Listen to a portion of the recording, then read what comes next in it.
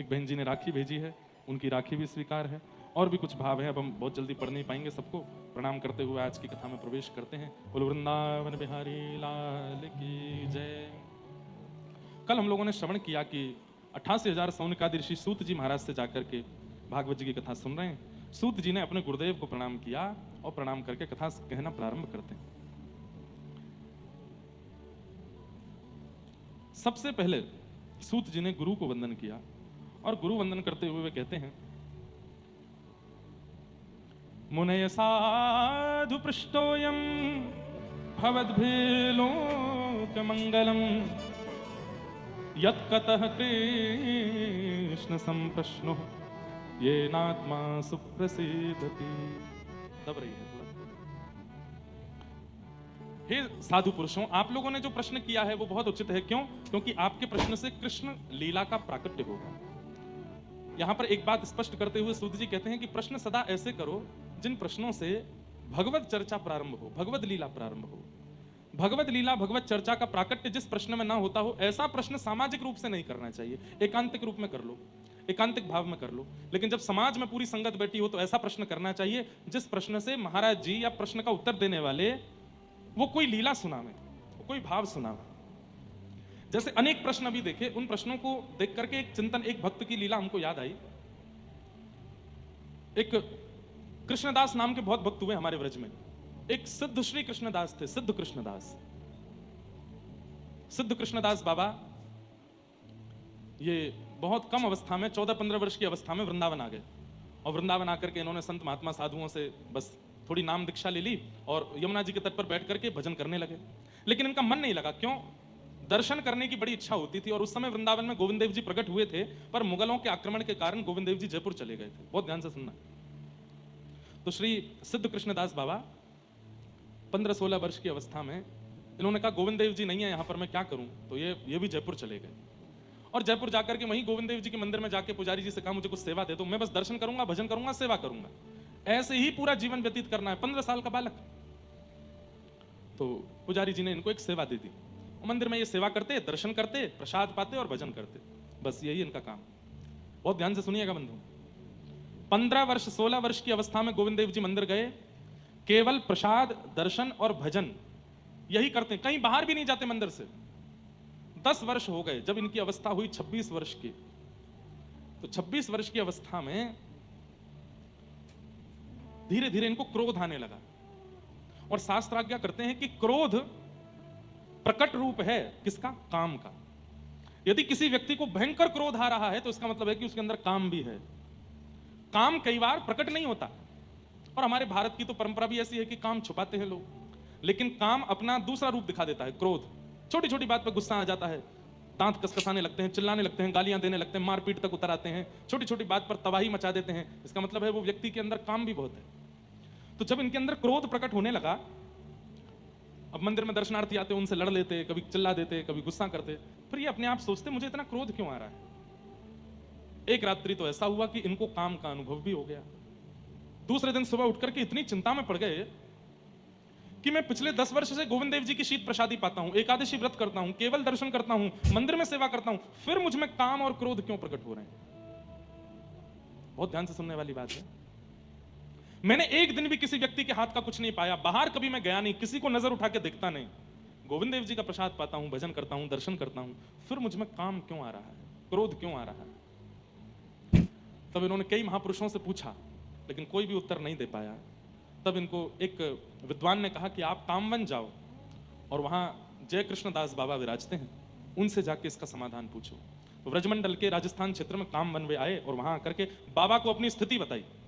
बाबा 10 साल से गोविंद देव जी की प्रसादी पा रहा हूं, गोविंद देव जी के चरणों में रहता हूं, मंदिर का मार्जन करता हूं, एक बार भी बाहर नहीं जाता कुछ, फिर मेरे अंदर काम क्रोध क्यों आया, मुझे बताइए। तो बाबा हंस करके कितना सुंदर उत्तर देते हैं। बोले, गोविंद देव जी के चरणों में केवल 10 वर्ष निकाले, पर काम वासना में तो अनेक जन्म निकाले हैं। इससे पूर्व जन्म में तुम क्या थे तुम्हें नहीं पता, लेकिन जो भी थे उसमें काम वासना होती ही है।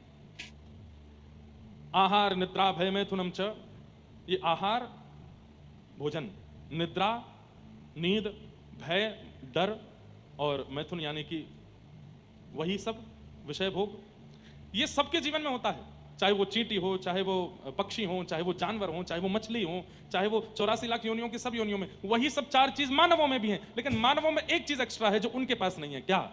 भगवत भजन करने की सामर्थ्य, भगवत प्राप्त करने की सामर्थ्य। आहार हम भी पाते हैं, वे भी पाते हैं, निद्रा हमें भी आती है, उनको भी आती है, भय हमको भी लगता है, उनको भी लगता है, परिवार का वर्धन हम भी करते हैं, वो भी करते हैं, लेकिन वो भगवत प्राप्ति नहीं कर सकते, हम कर सकते हैं। केवल एक चीज हमको जानवरों से अलग बनाती है, क्या? कि हम सत्संग कर सकते हैं। तो जयकृष्ण दास बाबा ने सिद्ध कृष्ण दास बाबा को समझाया कि 10 वर्ष गोविंद देव जी की शरण में हुए हैं, पर अनेकों पूर्व जन्म तो काम क्रोध में निकले हैं ना, वो काम कैसे चला जाएगा इतने आसानी से? तब उदाहरण के रूप में उन्होंने एक बात कही कि कोई हरे भरे वृक्ष के पेड़ को काट करके और उसको पानी में डाल दिया जाए और फिर उसके बाद चूल्हे में लगा दिया जाए, आग लगेगी? नहीं लग सकती। एक तो हरा भरा वृक्ष, ऊपर से पानी में धर दिया गया तो गीला हो गया, अब उसमें अग्नि कैसे आ सकती है? लेकिन उसी वृक्ष को सुखा दिया जाए, पानी का स्पर्श ना होना दिया जाए और उसके बाद चूल्हे में लगाया जाए तो अग्नि पकड़ लेती है। ठीक वैसे हम जैसे ही भक्ति में प्रवेश होते हैं उस समय गीले वृक्ष के समान है। कितनी भी भक्ति की लौ जलाई जाए, जलने वाले नहीं है हम। तब क्या किया जाए? बोले एकादशी व्रत निष्ठा से करते हुए खूब सत्संग करो, खूब कथाएं सुनो, कथाएं सुन करके गिरिराज जी की परिक्रमा, वृंदावन की परिक्रमा, तीर्थ यात्राएं, ऐसे करते करते अपने उस आत्मा को सुखाओ। उसके अंदर जितने भी वो तरल पदार्थ हैं उनको सुखाइए। सत्संग करते करते करते करते एक दिन आएगा वो सूख जाएगा और उसके बाद भक्ति की लौ जब लगाई जाएगी तो वो प्रज्वलित हो जाएगा। तो बाबा गोविंद देव जी के चरणों में तुम चले तो गए, पर अभी तुमने अंतस्थ की वासनाओं को सुखाया नहीं है। बोले कैसे सुखाऊं? बोले खूब सत्संग करो, खूब कथाएं सुना करो, महापुरुषों की वाणी सुना करो, और केवल सुनना नहीं, सुनते ही पालन किया करो। ये बालक जो उठ उठ के जा रहे हैं, इनसे हमारी प्रार्थना अब पीछे ही बैठना आओ तो, क्योंकि सबको कथा सुनने में विक्षेप होता है और अब कोई उठना नहीं, जो उठेगा उसको बगल वाले की कसम है। एक तो सबसे आगे बैठे फिर उठ के जा रहे हैं, तो पीछे बैठना चाहिए था। क्या बता रहा था मैं? क्या बता रहा था? कहां था? हाँ, सत्संग करके तन को सुखाओ। तब उन बाबा ने खूब सत्संग किया और सत्संग करते करते करते करते करते ब्रजमंडल में ही एक गांव में रहने लगे। और उन्होंने अपना नियम कैसे बना लिया? भिक्षा में आटा मांग करके लाते और नीम के पत्ते तोड़ते, आटा में यमुना जल मिलाते और नीम के पत्ते सिलवट्टा पर घिस करके उसकी चटनी बनाते और आटे की लोई बना करके उसको अग्नि में आंच में थोड़ा भून करके और फिर उसमें नीम की चटनी डाल के खाते। खा सकते हो? और ऐसा उन्होंने 35 वर्ष तक किया। 35 वर्ष तक ऐसे पा करके रहते और एकादशी के दिन कुछ भी नहीं पाते। इतना कठोर व्रत किया, इतने कठोर नियम में रहे और केवल कथा सुनते। तब 35 वर्ष बाद जाकर के उनके अंतस्थ की जितनी भी विषय वासनाएं आदि थी वो सब नष्ट हुई। और किशोरी जी के मन में आया और ललिता जी से बोली, ललिता ब्रजमंडल में रहतो भयो भी कोई सूख हो आटो पावे, नीम की पत्ती खावे, मुंह को बड़ो कष्ट होवे, तो या बाबा को जाए करके खूब सामग्री पवाए किया, तभी मैं राजी होंगी। तब ललिता जी गई और रूप बदल करके गई, बाबा से जाए करके बोली, बाबा मेरी मैया ने तुम्हारे काज सामग्री भेजी है ना, पाए लो। बाबा बोले मैं बाहर को कछु ना पाऊं। तो फिर उन्होंने कहा मैं श्री जी को भोग लगाए के लाई हूं। ये सुनते ही तो बाबा प्रसन्न हो गए। बाबा की नेत्रों की ज्योति जा चुकी थी इतने कठोर व्रत करने से। ललिता जी बोली, बाबा तुम्हें दिखाना है? बोले ना। बोले मैं अपने घर में काजल बनाऊं, लगा दूं आंखन में? बोले लगाए दो। जैसी आंखन में लगाई, बोले खोलो। खोल करके देखा तो आपको स्पष्ट दिखने लगा, लेकिन ललिता जी अंतर ध्यान हो गई। तब आप बहुत रोए, समझ गए कि किशोरी जी कृपा कर रही हैं, पर आ क्यों नहीं रही हैं सामने। तब कालांतर में आगे फिर लंबा चरित्र है उनका, फिर यही गोवर्धन में मानसी गंगा में रहे और फिर वहां जाकर के एक समय आने पर इनको किशोरी जी का अनुभव हुआ। सोचो, इन कथाओं को सुनकर के मुझे कभी कभी लगता है कि हमें मिलेंगे श्री जी, हमें मिलेंगे ठाकुर जी, हम पर कृपा करेंगे कभी ठाकुर जी। हमारे अंदर तो सब है। भजन करके नष्ट करना भी हो तो भजन भी कौन सा हम अच्छे से करते हैं, नाम जब भी कौन सा अच्छे से करते हैं। मैंने खुद पे अनुभव किया। अभी हम दत्तधाम में थे, महाराज जी ने नियम दिया 5000 मंत्र रोज करने हैं। करता था तो करते करते कभी कभी झपकी आ जाती, तो फिर अपने आप को उठाते, आंखों पे पानी डालता, फिर करता। झपकी क्यों आ रही है? क्योंकि अभी मिलन की उतनी उत्कंठा नहीं है, इसलिए झपकी आ रही है। मन में खुद पे विचार होता था। फिर करते करते करते करते कभी कभी माला हाथ से छूट जाती थी। तो नियम तो ऐसा है कि हाथ से माला छूट जाए तो फिर दोबारा से शुरू करो, पर हम इतने चतुर, मैं अपनी ही बात बता रहा हूं, किसी और की नहीं। हम नीचे से यूं करते, वहीं से जहां यहीं से पकड़ लूं, पकड़ के कर लूं, अब दोबारा से शुरू से करना पड़ेगा। हमको इतना भार क्यों लग रहा है? क्योंकि अभी मिलन की उत्कंठा नहीं बढ़ी। ये खुद चिंतन में आया और उस दिन हमने गोदावरी जी से प्रार्थना करके कहा कि ऐसे ऐसे अगर मन में भाव है तो मैं जप ही नहीं करूंगा। मेरे को निद्रा की इच्छा हुई क्यों? या मेरे हाथ से माला छूटी तो मैंने ऐसा क्यों नहीं सोचा कि मैं शुरू से करूं, बीच से क्यों, ये उत्कंठा क्यों नहीं आ रही, इतनी कथा गाने के बाद भी उत्कंठा नहीं आ रही, इतनी लाल जी की सेवा करने के बाद भी उत्कंठा नहीं आ रही, इतना वृंदावन में रहने के बाद, वृंदावन वृंदावन, आप लोग तो चलो 7 दिन के लिए हम आए तो राधा राधा बोल रहे हो, वृंदावन वृंदावन बोल रहे हो, हम तो, हमारा तो काम यही है, दिन रात कोई मिलने भी आता है तो राधे राधे बोलता है, दिन रात किशोरी जी का नाम गाते हैं, वृंदावन का नाम गाते हैं, जगह जगह कथाएं करते हैं, वृंदावन का यश गाते हैं, लाल जी, फिर भी मन में वो उत्कंठा क्यों नहीं आ रही है? तब ये चरित्र पढ़ा और उस चरित्र से लगा कि अभी तो बहुत सुखाना है, अंदर वो तरल पदार्थ है जो अग्नि को पकड़ नहीं पा रहा है भक्ति की, और वो तरल पदार्थ कैसे जाएगा? खूब सत्संग करके जाएगा। और सत्संग करने का मतलब बैठ के सुनना नहीं, सुनते ही पालन करना। तो हमने नियम क्या बनाया, अभी गृहस्थाश्रम में है, परिवार में है, इतने ज्यादा नियम तो नहीं ले सकते, पर जो भी कथा भक्तमाल जी की, भागवत जी की, मानस जी की पढ़ते हैं, उसमें से जो पालन हो सकती है उसी समय पालन होनी चाहिए, उसी समय लगनी चाहिए, उसी समय से करनी है। धीरे धीरे धीरे धीरे कई अवगुण थे, सबको धीरे धीरे छोड़ते जा रहे हैं, सब धीरे धीरे शांत करते जा रहे हैं। अब बताने वाली बात नहीं, हमारे दत्त धाम वाले महाराज जी ने इतना बड़ा फोन गिफ्ट किया हमको, कीपैड वाला इतना बड़ा है वो। हमने निर्णय कर लिया है कि कुछ दिन बाद हम एंड्रॉइड फोन ही बंद कर देंगे, वही चलाएंगे कीपैड वाला। इतना बढ़िया प्यारा सा फोन है, छोटा सा, उसमें फेसबुक वगैरह कुछ नहीं चलता। लेकिन धीरे धीरे करो, पर करो जरूर। हम धीरे धीरे कर रहे हैं क्या? विषयों की तरफ भाग रहे हैं। धीरे धीरे उनसे बच के आगे निकलो। गृहस्थ आश्रम में भी हैं तो गृहस्थ आश्रम का निर्वहन भी इस भाव से करो कि यह वंश भी आगे बढ़े, तो भगवत भक्तों से ही बढ़े। हमारे घर में धन कमाने वाला या ऐश्वर्य कमाने वाला बालक हो, हे श्री जी आपकी कृपा से, लेकिन उससे भी ज्यादा आपके नाम को कमाने वाला, आपके यश को कमाने वाला बालक हो, ऐसी भावना। तो थोड़ा थोड़ा सुखाई है अंदर से, ये अभी गीला है मन, इसलिए भक्ति की लौ इतनी जलाई जाती फिर भी नहीं जलता। ये प्रज्वलित हुई मीराबाई, आज तक प्रज्वलित हैं। प्रज्वलित हुए श्री सूरदास, आज तक प्रज्वलित हैं। प्रज्वलित हुए जनाभाई तुकाराम नामदेव, आज तक प्रज्वलित हैं। हम हो ही नहीं पा रहे हैं। क्यों? सत्संग नहीं है जीवन। वो सत्संग है भी, कथा सुनते भी हैं। आज पूज्य प्रेमानंद जी महाराज को कितने लोग सुनते हैं? हजारों लोग सुनते हैं, पर उनकी सब सुनते हैं, पर मानता कोई नहीं है। करते वही हैं जो मन चाहता है, करते वही हैं जो बुद्धि चाहती है। मतलब क्या है, हम लोगों की स्थिति ऐसी होगी, कैप्चर तो कर रहे हैं पर लागू नहीं कर रहे हैं, लागू नहीं कर रहे हैं। और ऐसे ऐसे लोगों को आपने देखा है जो इकट्ठा करते जाते हैं, बस इकट्ठा ही करते जाते हैं, लगाते कहीं नहीं है।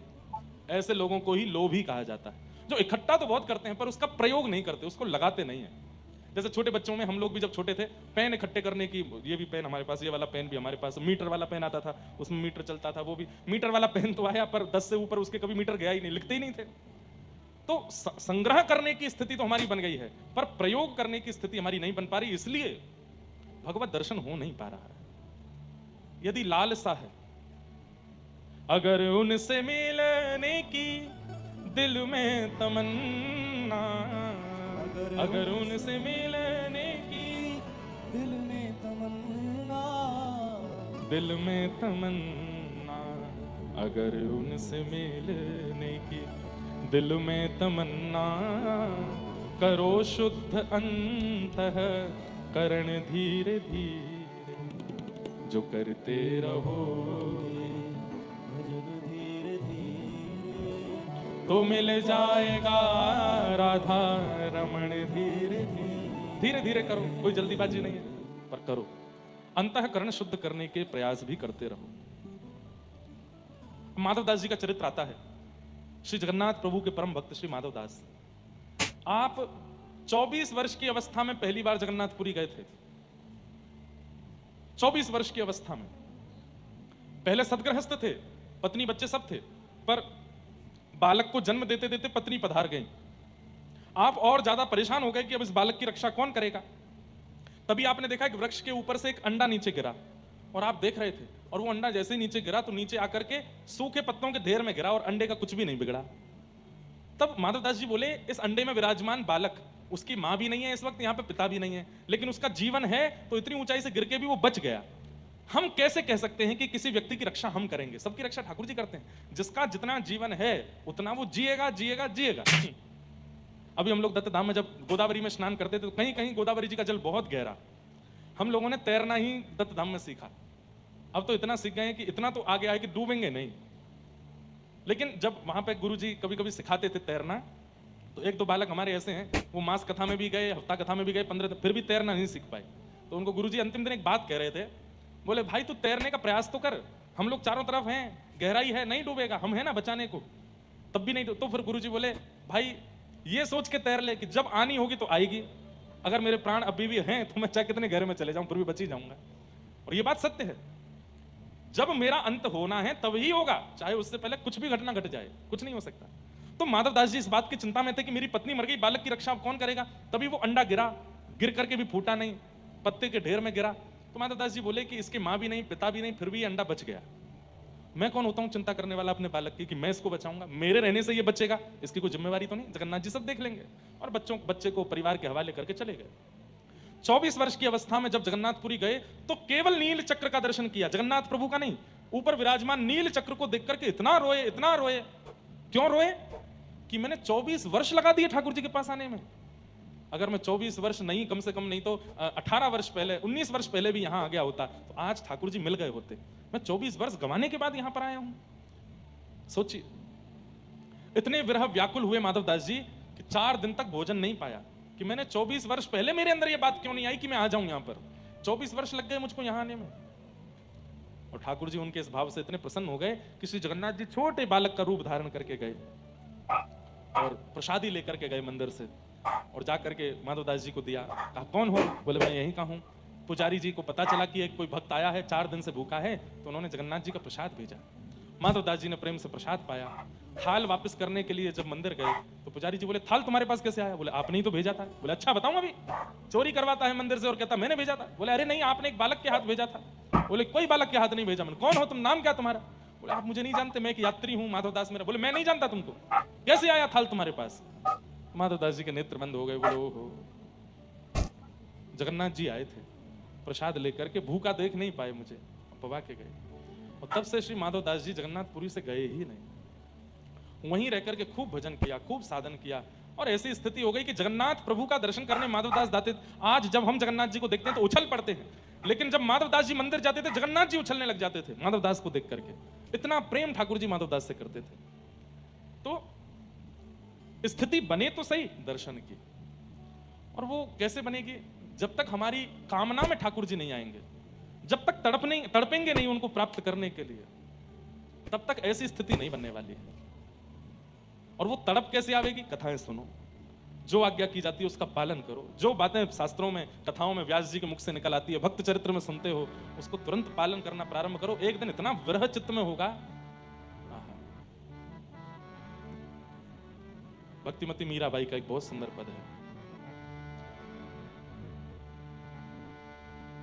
दर्श बिन दुखन लागे, दर्श बिन दुखन लागे, दर्श बिन दुखन लागे, दर्श बिन दुखन लागे। ओ जब ते तुम बिछुड़े पिए मुँह से, बिछुड़े पिए मुँह से, एक पल आयो नाचे, एक पल आयो नाचे,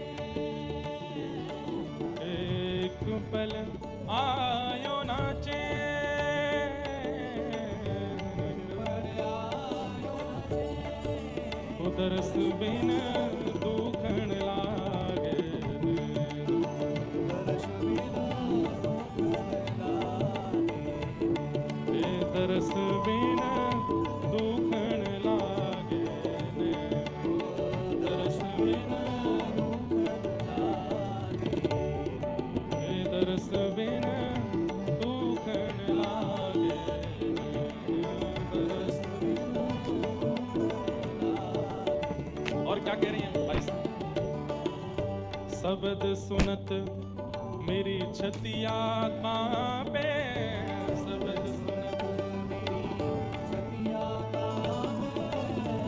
शब्द सुनत मेरी छतिया कांपे, शब्द सुनत मेरी छतिया कांपे। किसी ने कहा तो फिर मत सुना करो, कृष्ण नाम सुनकर के, कथा सुनकर के हृदय यदि इतना तुम्हारा विचलित होता है तो मत सुना करो।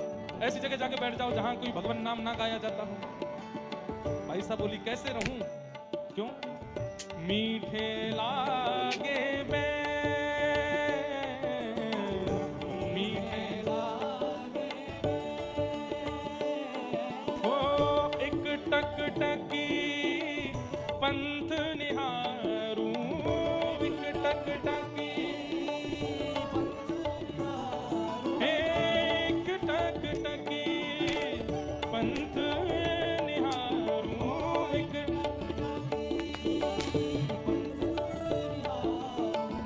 भई क्षमा सिरैन तरस बिन दुखण लागे, तरस बिन दुखण लागे। हाँ, ये पद होता है हमारे साथ। दर्शन किए बिना आंखों में दर्द होता है। कब होता है?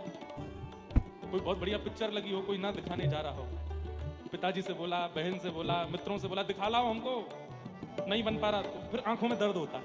कोई क्यों नहीं दिखा रहा है हमको? लेकिन भगवत दर्शन के लिए कभी दर्द नहीं होता। अपनी प्रियतमा को देखने के लिए दर्द होता है,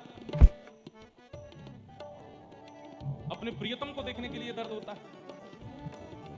कभी ऐसा हुआ है कि राधा रमन जी नहीं गए हम लोग 6 महीने से, अब व्याकुलता हो रही, परेशानी हो रही, सबको नहीं होता, किसी किसी को होता है। मैं सोशल मीडिया देख रहा हूं, मेरे को राधा रमन जी दिख क्यों नहीं रहे हैं? ये व्याकुलता हुई कभी? नहीं होती। हमारे परिकर के एक भैया अभी आ रहे थे बंबई से मेरे साथ गाड़ी में, तो अपनी होने वाली प्रियतमा से बात करते आ रहे थे। उनको लगा महाराज जी सो गए हैं, पर मैं जाग रहा था। और ये गलती मेरी कि मैं जाग रहा था। वो धीमे धीमे फोन पर गा रहे हैं, एक नदी के 2 किनारे, नाम नहीं बताऊंगा कौन थे। और मैं एक आंख, मैंने कहा क्या कर रहे हो? नहीं नहीं महाराज जी कुछ नहीं कुछ नहीं कुछ नहीं। मैंने कहा तुम क्या गा रहे थे अभी पद? बोले आपका ही तो पद गा रहा था। मैंने कहा फोन चालू था तुम्हारा। महाराज जी आपकी बहू है होने वाली, सुना रहा था। कितनी व्याकुलता रहती है हमको उस संसारी जीव से, उस संसारी जीव की भी कामना रहती है जो जीव कुछ दिन बाद हमको पूछने वाला भी नहीं है। पत्नी से कुछ साल बाद शादी के कहोगे चाय दे दो, पूरे दिन चाय पीते रहा करो, भर लो चाय अपने अंदर ही, मेरे पे और कोई काम नहीं है, चाय चाय चाय चाय चाय। कुछ दिन बाद ऐसे बोलने वाली है वो। लेकिन ठाकुर जी कभी नहीं बोलेंगे, श्याम सुंदर कभी नहीं बोलेंगे। श्याम सुंदर तो सदा, श्याम सुंदर सदा हमको प्यारे रहे, हम उन्हीं के रहे, वो हमारे रहे। श्याम सुंदर सदा हमको प्यारे रहे, हम उन्हीं के रहे, वो हमारे रहे। तो वो व्याकुलता जो मीराबाई के पद में आप सुन रहे हैं ना, कई लोगों को लगता है कि कैसे हो सकता है ठाकुर जी के प्रति इतनी व्याकुलता? तो आनी होती है, संसार के लोगों में जब हो सकती है, संसार की वस्तु में जब हो सकती है, तो ठाकुर जी में क्यों नहीं? ठाकुर जी जरूरत बने नहीं है इसलिए ठाकुर जी में नहीं होती। संसार जरूरत बन गया है इसलिए हो जाती है।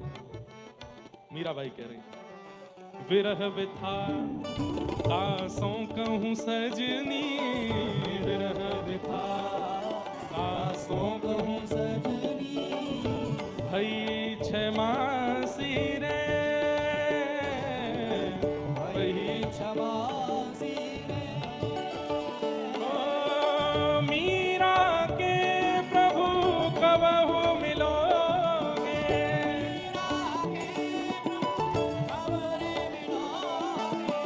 मीरा के प्रभु कबहु मिलोगे,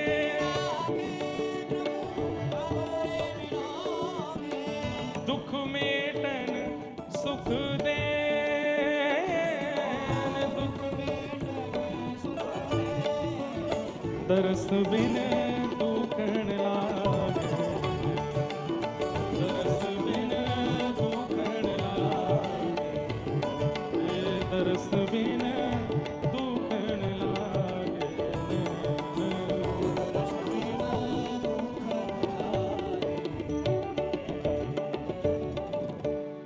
मीरा के प्रभु कब, मीराबाई जब कहती हैं तो ऐसा लगता है वास्तव में विरह में गा रही हैं। मीरा के प्रभु कबहु मिलोगे, मीरा के प्रभु कबहु मिलोगे, दुख मेटन सुख देन, दुख मेटन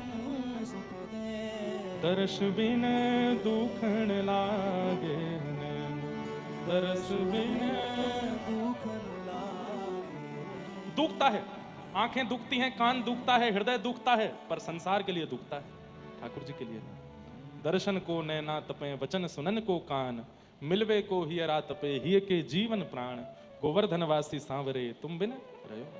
एक बात बोले बंधुओं, विरह प्राप्ति का एक तरीका तो है, क्या? जिस किसी भी भगवत भाव से ठाकुर जी की सन्निकटता का अनुभव होने लगता है, उस भाव का कुछ दिन के लिए त्याग कर दो।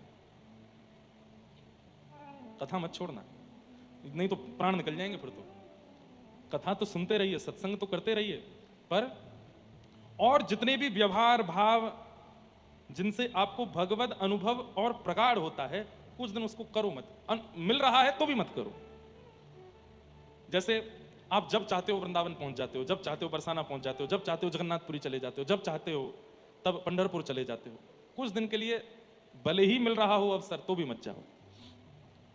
बंबई में, उल्लासनगर में कोई ऐसा मंदिर है जहां दर्शन करके मन को बड़ी शीतलता का अनुभव होता है, कुछ दिन मत जाओ।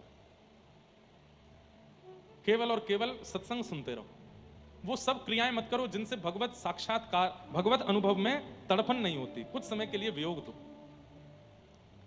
क्योंकि ठाकुर जी से अगर तुम वियोग मांगोगे, वो तो भाई बहुत खतरनाक वाला देंगे, उनसे मत मांगना। वो तो ऐसा दे देंगे, ऐसा दे देंगे कि बस रोते रह जाओगे, फिर अपने आप ही कर लो। कुछ समय का वियोग, जैसे वृत्रासुर ने मांगा भागवत में, न नाक पृष्ठम न च पारमेष्ठम, न सार्वभौमम न रसाधिपत्यम, न योग सिद्धिर अपुनर्भवम वा समंजसत्वा विरहय्य कांक्षे। वृत्रासुर कहता है, नाथ मैं रोऊं तो मुझे रोने देना, आना नहीं मेरे पास, मुझे रोने देना, थोड़ा विरह व्याकुल होने देना। और ठाकुर जी के ऐसे भक्तों के चरित्र सुनो जिनसे विरह व्याप्त होता हो। जैसे भक्तिमती मीराबाई का चरित्र सुनो, श्री नरसिंह मेहता जी का चरित्र सुनो, और श्री चैतन्य चरित्र सुनो। अभी 2 दिन चैतन्य चरित्र चला था दत्तधाम में। कितना विरह होता है, कितनी व्याकुलता होती है। ऐसे करके अपने चित्त में स्वयं विरह का निर्माण कर लो तो बच जाओगे। ठाकुर जी ने कहीं विरह दिया, तोड़ देंगे आपको। उनसे विरह की याचना मत करो, खुद कर लो। तो 2 तरीके हैं अपने चित्त को भगवत भक्त बनाने के। या तो जैसे सिद्ध कृष्णदास बाबा ने बहुत तप करके, साधन करके, रूखी रोटी खा के, नीम के पत्ते खा के, एकांत में रह के भजन करके किया, या तो वो है तरीका। या फिर दूसरा तरीका अटपटा है, रुदन। जितना विरह उतना चित्त शांत होगा, उतना चित्त एकाग्र होगा, उतना चित्त ठाकुर जी के अनुकूल बनेगा। पर विरह आज है नहीं भक्तों में, बहुत सरल हो गया, बहुत सहज हो गया। प्रयास कीजिए कि वह विरह, हमको तो विरह बहुत दे रखा है ठाकुर जी ने। महीना महीना 2-2 महीना वृंदावन जाने को नहीं मिलता। जन्म वृंदावन का, परिवार वृंदावन का, सब परिवार वृंदावन में रहता है, पर हमारी कथा सुन के हजारों वृंदावन जा रहे हैं, हमको ही नहीं मिल रहा वृंदावन। कब से वृंदावन से दूर है? 1.5 महीना लगभग हो गया, और अभी भी 16 तारीख तक वृंदावन नहीं जाना है। 12 को यहाँ कथा पूरी करके कोटा जाएंगे, कोटा से फिर बेंगलोर जाएंगे, बेंगलोर से फिर वृंदावन जाएंगे, 2 दिन वृंदावन रुकेंगे, फिर मुक्तिनाथ जाएंगे, मुक्तिनाथ से फिर आगे आगरा में कथा, फिर ऐसे सब क्रम। इतना ठाकुर जी अपने आप विरह वियोग दे देते हैं। शायद इसीलिए कथाओं में इतने भाव प्रकट हो जाते हैं, क्योंकि वियोगी चित्त है, तो विरह दो। सूत जी महाराज कहते हैं, सवै पुंसाम परो धर्मो यतो भक्तिर अदुक्षजे, अहैतुक्य प्रतिहतायात्मा संप्रसीदति। सभी प्राणी मात्र का परम धर्म क्या है? यतो भक्तिर अदोक्षजे, अदोक्षज भगवान की अहैतुकी भक्ति करना। अहैतुकी भक्ति किसे कहते हैं? कैसी भी परिस्थिति आ जाने पर उस भक्ति का त्याग ना करना। कैसी भी परिस्थिति आ जाने पर उस भक्ति का त्याग ना करना। जैसे कुम्मन दास जी का एक बहुत प्रसिद्ध चरित्र मैं कहता हूं कथा में, कि उनके एक पुत्र की मृत्यु हो गई, 7 पुत्र थे। तो जैसे कुम्मन दास जी को पता चला कि मेरे एक पुत्र की मृत्यु हुई, तो कुम्मन दास जी बेहोश होकर गिर पड़े। नगरवासी, ग्रामवासी सब लोग बोले, अरे राम राम राम, इतने बड़े भजनानंदी साधक और केवल पुत्र के मरने की खबर सुन के बेहोश हो गए। काय बात का भजन किया इन्होंने, काय बात का साधन किया, अपने पुत्र का मोह नहीं निकाल पाए चित्त से। अरे इनसे बढ़िया तो हम हैं, हमारे घर का कोई सदस्य मर जाए तो हम रोएंगे, बेहोश तो हम नहीं होते। इतना बड़ा भजन साधक कुम्मन दास, और पुत्र की मृत्यु की बात सुन के मूर्छित होकर गिर पड़ा। जब ये बात गोसाई श्री विठलनाथ जी को पता चली तो गोसाई जी मुस्कुरा के बोले, पुत्र की मरने की बात सुन के मूर्छित नहीं हुआ है वो। तो बोले वो इसलिए मूर्छित हुआ है कि पुत्र मर गया, अब 13 दिन तक सूतक लग गया, अब 13 दिन तक मैं मंदिर नहीं जा पाऊंगा, श्रीनाथ जी को नहीं देख पाऊंगा, इसलिए मूर्छित हुआ है वो। बोले अरे आप तो बात बना रहे हैं। बोले रुको दिखाता हूं। मूर्छित अवस्था में कुंभनदास जी, कोई पानी डाल रहा है, कोई कुछ कर रहा है, उस समय कान में जाकर के कहते हैं, गोसाई जी तू चिंता मत कर, मंदिर की खिड़की खोल देंगे, भीतर भले ही मत आना, वहां से ठाकुर जी का दर्शन कर लेना। इतना सुनते ही उठ बैठे जग करके और बोले, पुत्र की क्रियाएं करो, जो अंत्येष्टि होनी है वो सब क्रियाएं करो। समझ में आई बात? कैसे कैसे प्रेमी हैं ठाकुर जी के। पुत्र मर गया फिर भी भगवत प्रेम कम नहीं हुआ। हमारे महाराष्ट्र में गोरोबा काका जो मटका बनाते थे मिट्टी का, और उनका छोटा सा बालक पैरों के नीचे आ गया, कथा सुनी है आपने? गोरोबा काका, पत्नी ने आकर के कहा कि मैं बालक तुम्हारे हवाले छोड़ के गई थी, वो कीर्तन में ऐसे मग्न हुए, कीर्तन कर रहे थे, मिट्टी दबा रहे थे चरणों से, छोटा बालक घुटमन घुटमन पैरों के नीचे आ गया। लेकिन आप कीर्तन में इतने मग्न थे कि नहीं पता चला बालक की मृत्यु हो गई। लेकिन भगवत भक्ति नहीं छोड़ी, ठाकुर जी का भजन नहीं छोड़ा। कई संसारवादी लोग मेरी इस बात को कहकर के, बात को सुनकर के बहुत प्रोपेगेंडा बना सकते हैं। कैसी बातें कर रहे हो आप? आपके साथ ऐसा हो जाए तो आप सह लोगे? दुनिया को ज्ञान दे रहे हो व्यास मंच पे बैठ के, खुद के जीवन में अगर कुछ हो जाए सह लोगे? हमसे तो सहने की पूछना ही मत, हम बहुत सह लेते हैं और बहुत सहना जानते भी, इससे ज्यादा भी सह सकते हैं ठाकुर जी की कृपा से। अभिमान में नहीं बोल रहे हैं, लेकिन बात यहां चल रही है कि चाहे जैसी परिस्थिति आ जाए, चित्त में वह प्रेम नहीं घटना चाहिए जो ठाकुर जी के प्रति है, वो नहीं घटना चाहिए। उसे अहितु की भक्ति कहते हैं। और ऐसा प्रेम ठाकुर जी से करने वाला, उसके लिए सूत जी कह रहे हैं, वही व्यक्ति का परम धर्म है। यतो भक्तिर अदोक्षजे अहितुक्य प्रतिहता यत्मा संप्रशीदति। अहितु की भक्ति करो, चाहे जैसी परिस्थिति आ जाए, ठाकुर जी का त्याग नहीं। सुदामा चरित्र क्यों सुनते हैं हम? भोजन के लाले पड़ गए, घर में रहने के लिए अच्छी व्यवस्था नहीं, बच्चों को खिलाने के लिए साधन नहीं, लेकिन अयम ही परमो लाभो, सुदामा जी कहते हैं, उत्तम श्लोक दर्शनम। उनके लिए वो कष्ट है ही नहीं। संपदो नैव संपदा विपदो नैव विपदः, संपदो नैव संपदा विपद विस्मरणम विष्णु, संपद नारायण स्मृति। वास्तव में विपत्ति कोई विपत्ति नहीं है। पैर में लग गई, सिर में लग गई, कान में लग गई, हृदय में लग गई, पेट में लग गई, कोई भी पीड़ा हो गई, या परिवार में कुछ हो गया, ये विपत्ति नहीं है। बहुत धन मिल गया, करोड़ों का फायदा हो गया, इतनी बड़ी प्रॉपर्टी मिल गई, ये मिल गया, ये संपत्ति नहीं। तो ठाकुर जी को भूल जाना, इससे बड़ी कोई विपत्ति नहीं। और ठाकुर जी की हमेशा याद बने रहना, इससे बड़ी कोई संपत्ति नहीं हो सकती। चाहे जैसी परिस्थिति आ जाए, ठाकुर जी को आप भूलते नहीं हो तो आप सबसे बड़े संपत्तिवान हो। आपसे बड़ा कोई संपत्तिवान नहीं है। ठाकुर जी को नहीं भूलते।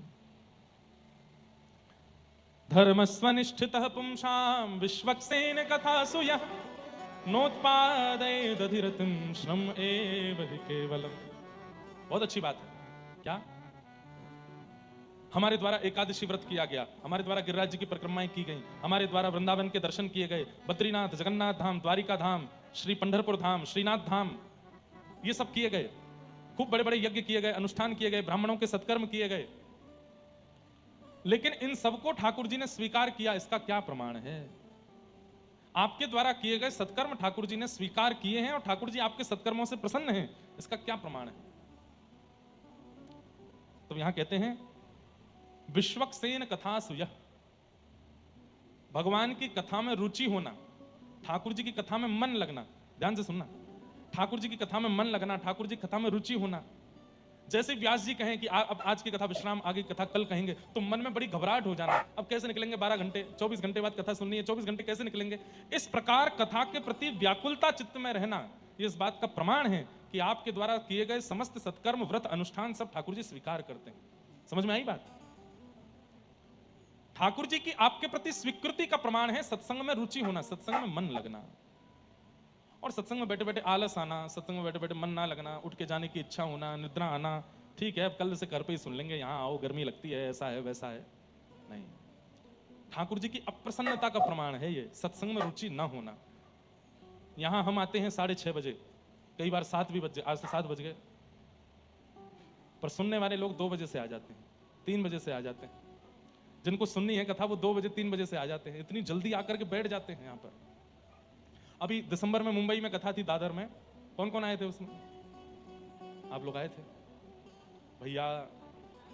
बंबई वाले हमको वहां दादर के, और दादर के आगे कौन सी जगह पड़ती है, हाँ जो भी पढ़ते हैं, वहां के इतने सारे लोग न्यूज वाले और सब आके बोले कथा होती है 4-5 बजे से और लाइन लगती थी सुबह 8 बजे से हैं।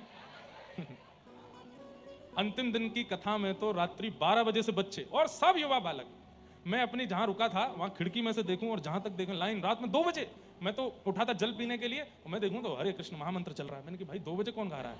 नीचे देखा तो लोग बाग बैठे हैं, किस लिए? कथा सुनने के लिए। मेरे सच में उस दिन तो आंख में आंसू आ गए थे कि सुबह कथा, अभी 10 बजे से कथा होनी है सुबह, अंतिम दिन जल्दी थी कथा, और रात में 12 बजे से लोग बैठे नीचे।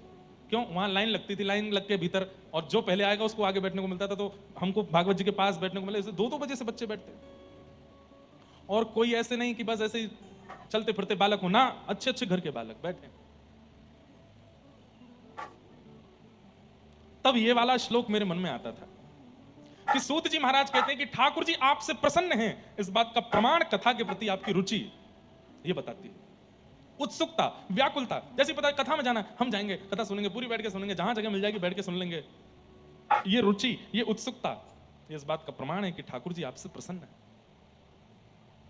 इंद्रेश जी ये तो हर साल आते हैं उल्लासनगर, कौन सी बड़ी बात है? ऐसे मन में भाव आ रहे हैं तो हम अपनी नहीं कह रहे हैं, कथा के प्रति यदि ये भाव आ जाता है, आलस्य का भाव आ जाता है, और कोई भाव आते हैं, तो श्रम एव ही केवलम नोत्पादयेद अधिरतिम, श्रम एव ही केवलम। आप अगर इस प्रकार कथा के प्रति, सत्संग के प्रति भाव रखते हो, तो कह रहे हैं कि आपके द्वारा की गई एकादशी केवल कोरी मेहनत है, ठाकुर जी उससे प्रसन्न नहीं होते। आपके द्वारा किया गया गोवर्धन वृंदावन की परिक्रमा, यमुना स्नान, गंगा स्नान, बद्रीनाथ, केदारनाथ, गंगोत्री, यमुनोत्री, जगन्नाथपुरी, द्वारिका आदि का भ्रमण, सब केवल और केवल एक श्रम है। कथा के प्रति रुचि। तो अब रुचि के बारे में बात करो कथा की, तो सबसे बड़े रुचिकर भागवत के हैं परीक्षित। कल चौथे दिन की कथा में यह प्रसंग आना चाहिए, लेकिन मैं अभी बता देता हूं ताकि आपको अनुभव हो कि कथा के प्रति उत्सुकता कैसी होनी चाहिए।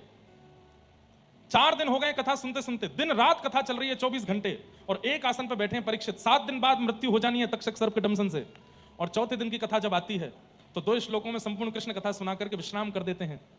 तब सामने बैठे परीक्षित कहते हैं, कथितो वंश विस्तारो भवता सोम सूर्ययो राज्ञां चो भयवंशाना चरितम परमाद्भुतम।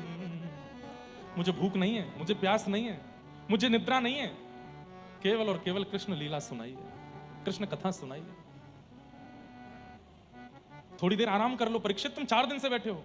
तो परीक्षित कहते हैं, आप जब कथा सुनाते हैं और कथा सुनते सुनते जब मेरे नेत्र बंद हो जाते हैं भाव में, वहीं आराम हो जाता है। आप जब ठाकुर जी की मधुर लीला सुनाते हैं, उसी से मेरा पेट भर जाता है। आप जब रस भरे श्लोक बोलते हैं, उसी से मेरी प्यास बुझ जाती है। मुझे संसार की वस्तु की आवश्यकता नहीं, कृपा करके मुझे कथा सुनाओ। भक्तमालकार श्री नाभाजी तो कहते हैं कि 7 दिन बाद तक्षक सर्प के डंसन से परीक्षित की मृत्यु नहीं हुई। तो जैसे ही सुखदेव जी व्यास आसन पर खड़े हो गए और बोले अब कथा विश्राम होती है, तुम तू राजन मरिष्यति पशु बुद्धि में माम जही, तुम मरोगे ये पशु बुद्धि है। कथा विश्राम करके जैसे ही सुखदेव जी जाने लगे, परीक्षित जी के प्राण उस विरह में निकल गए कि अब कथा विश्राम हो गई, अब कैसे जीऊंगा मैं। तक्षक सर्प ने तो आकर के उनके मरे हुए शव का स्पर्श किया, ऐसा अनेक संत जन और नाभाजी भक्तमालकारों का कहना है। पर वास्तव में तो श्री परीक्षित जी के प्राण कथा के वियोग में चले गए। बंधु, ये कथा के प्रति रुचि किसकी नहीं है? हमें एक नाम बता दो। जितने भी भगवत प्राप्त हैं सब ठाकुर जी कथा के प्रति रुचि रखते हैं। सबसे पहला नाम जो सब जानते हैं, प्रभु चरित्र सुनवे को रसिया, राम लखन सीता मन बसिया, श्री हनुमान जी महाराज। पूरी हनुमान चालीसा में गोस्वामी जी ने यह नहीं कहा कि लड्डू का भोग लगाओ, यह नहीं कहा कौवा के पत्ते लगाओ, यह नहीं कहा सिंदूर लगाओ, लेकिन हनुमान जी की सबसे प्रिय वस्तु का उद्घाटन कर दिया। क्या? प्रभु चरित्र सुनवे को रसिया। और दुनिया के लोग सिंदूर चढ़ाते हैं, अकौवा के पत्ते पर राम नाम लग के चढ़ाते हैं, लड्डू का भोग लगाते हैं, पर कथा नहीं सुनाते हनुमान जी को, जो सबसे प्रिय है उनको। महादेव भोले बाबा निरंतर नेत्र बंद करके बैठे रहते हैं। पार्वती जी पूछती हैं आप क्या कर रहे हैं? तो महादेव के मुख से निकलता है, मुनिंद वृंद वंदिते त्रिलोक शोक हारिणी। ये राधा कृपा कटाक्ष कौन गा रहा है?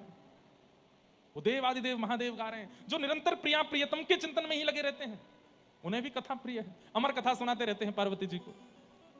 तीसरा, आपकी महाराष्ट्र भूमि से रुक्मणी जी भगवान को जब पत्र लिख करके भेजती हैं तो क्या कहती हैं? श्रुत्वा गुणान भुवन सुंदर शृण्वतां ते निर्विश्य कर्ण विवरई हरतुंगतापम। मैंने आपको देखा नहीं है, पर आपकी कथाएं बहुत सुनी है, और आपकी कथा सुनने में मुझे बहुत सुख मिलता है। कई जगह तो कहते हैं कि ब्राह्मण देवता पत्र लेकर के भगवान के पास गए, भगवान ने पत्र खोल के पहला श्लोक की पहली पंक्ति पढ़ी और तुरंत पत्र बंद करके बोले अब तो ब्याह इन्हीं से करना है। क्यों? कथा के प्रति इतनी रुचि रखती हैं, ये हमारी अर्धांगिनी बनने लायक है। हनुमान जी, महादेव, रुक्मणी, और अब आ जाओ व्रजमंडल। तब कथामृतम तप्त जीवनम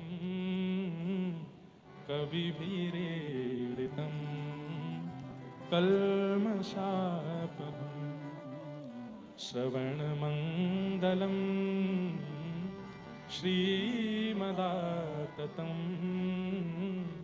भुवि गृह्णन्ति ते भूरिदा जना। व्रज की गोपियां वो भी ठाकुर जी के विरह में यही कहती हैं कि आपकी कथा अमृत है।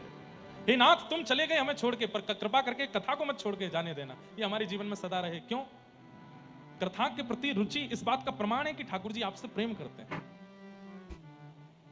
और या फिर ऐसा कहो, कथा के प्रति रुचि ही ठाकुर जी को आपके प्रति प्रेम कराएगी।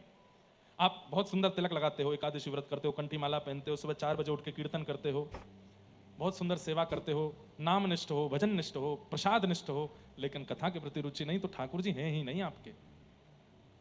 मैं 1-2 लोगों से ऐसों से मिला हूं, उनके घर पर रुका, 4 बजे उठ के भजन करते हैं, खूब सुंदर तिलक लगाते हैं, इतनी बढ़िया सेवा करते हैं ठाकुर जी की, इतना बढ़िया सब भोग प्रसाद, पर कथा में जब वो आते थे मुझको लेके, उनके घर ही रुका था मैं, विदेश की बात है। मैं जैसे व्यास मंच पे बैठा तो मैं नजर घुमा के देखी तो सो गए। और मैंने कहा चलो थक गए होंगे, कल रात्रि में भारत से आया हूं, इसलिए रात्रि में आए थे, सुबह जल्दी उठ गए इसलिए सो गए होंगे। अगले दिन फिर सो गए, तीसरे दिन फिर सो गए। वो 7 दिन तक सोते ही रहे, कथा प्रारंभ होती और सो जाते। एक दिन मैं उनके साथ बैठा तो मैंने उनका अवगुण नहीं बताया, पर मैंने परखना चाहा कि कथा के प्रति रुचि नहीं है इनकी, सो जाते हैं, कुछ तो किसी रूप में तो बताएंगे, किसी रूप में तो पता चलेगा कि कथा का प्रभाव नहीं है। और उसका पता चल गया।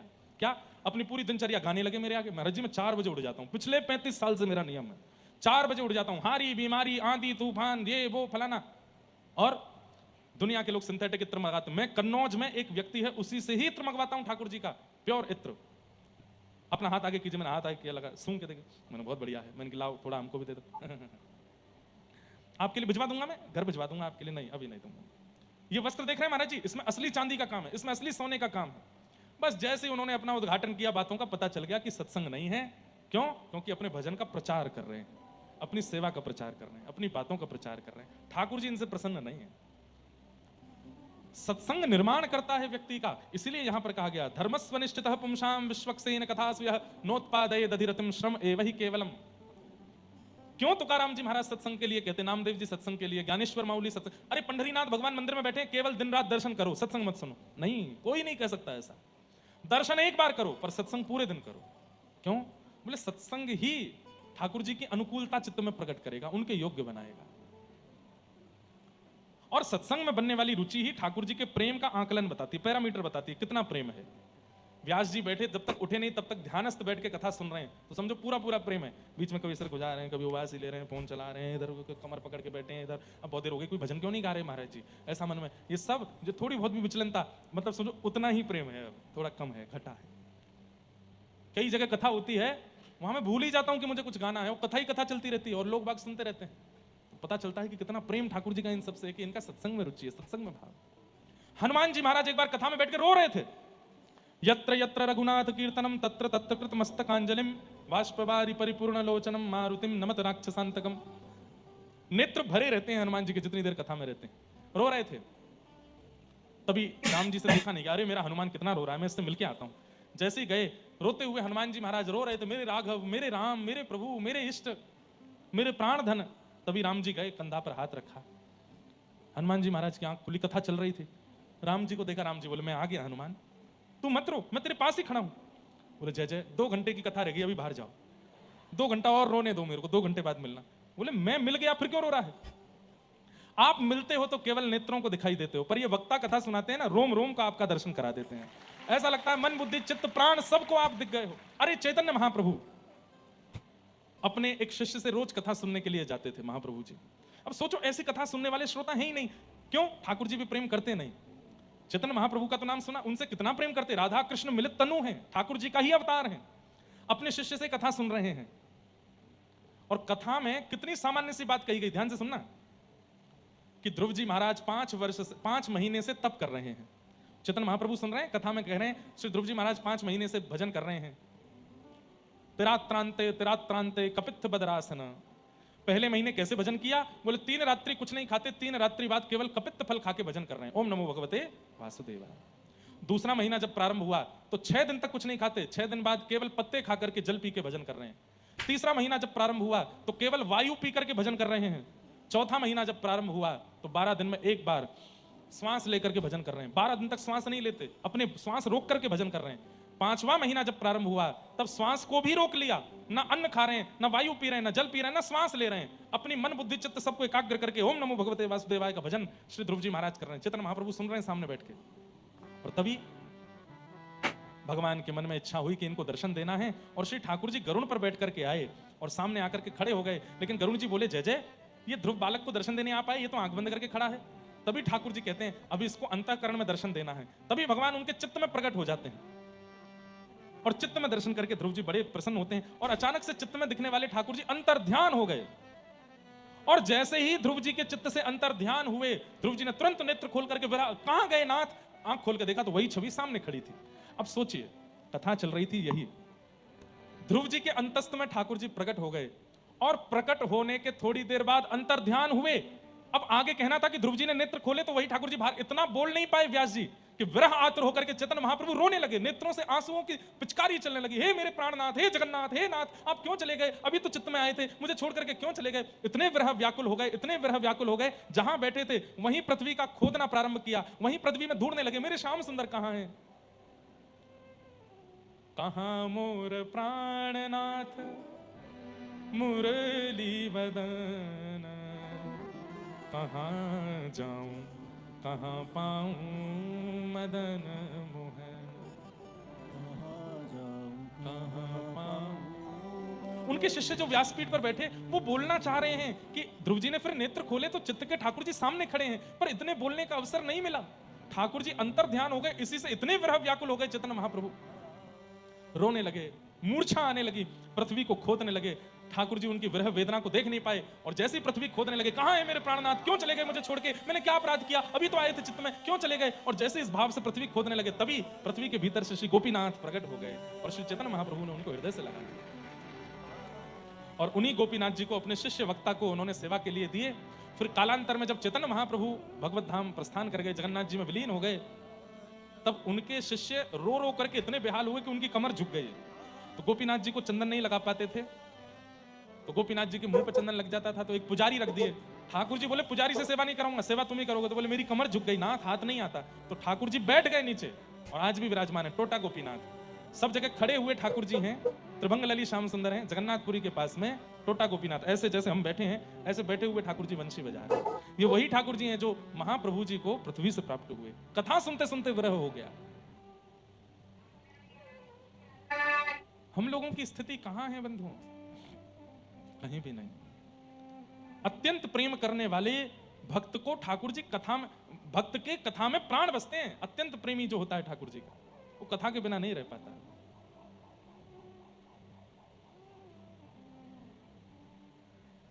कथा के बिना नहीं रह पाता।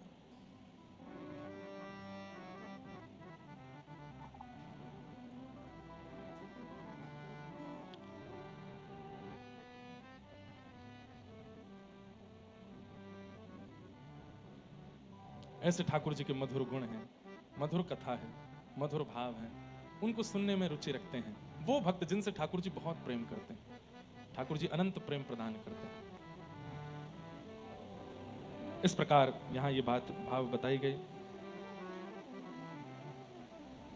धर्मस्य याप वर्गस्य नार्थोर्थायोपकल्पते नार्थस्य धर्मैकान्तस्य कामो लाभाय हि स्मृत।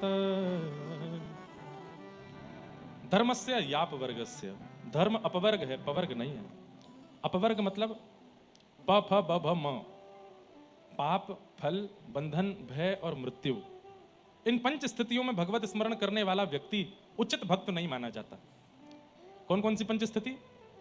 पाप करने के बाद भगवत दर्शन, पाप करने के बाद प्रायश्चित रूप में भजन करने वाला व्यक्ति, फल की प्राप्ति से भजन करने वाला व्यक्ति, बंधन में बंध करके भजन करने वाला व्यक्ति, भय से भजन करने वाला व्यक्ति, और मृत्यु समीप आई है इसलिए भजन करने वाला व्यक्ति ठाकुर जी को प्रिय नहीं है।